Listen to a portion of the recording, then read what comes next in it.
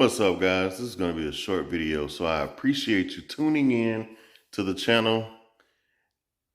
As you can see in front of me, you have two Nan robots. These are the scooters that I was riding before I got the Wolf Warrior. And this video is not about these. It is about the Wolf Warrior. So what brings us out here in the garage is just sizing things up. As you can see, the new spring that I bought is in there. Looks a little bit bigger than the other one. It could be deceptive because the other one is actually installed and depressed. But we will check it out. The material looks different though, because these appear to be like a plastic, whereas these are metal. The new ones are metal. So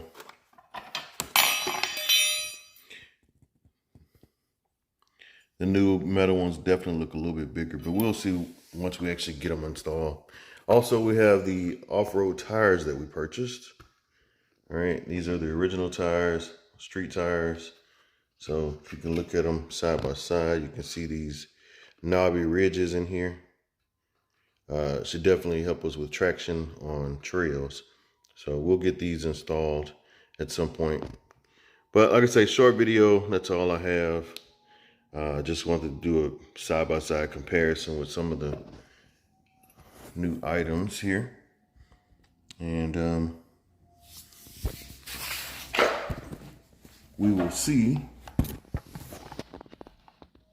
how things stack up once we get everything installed. See if we can get a good look in there.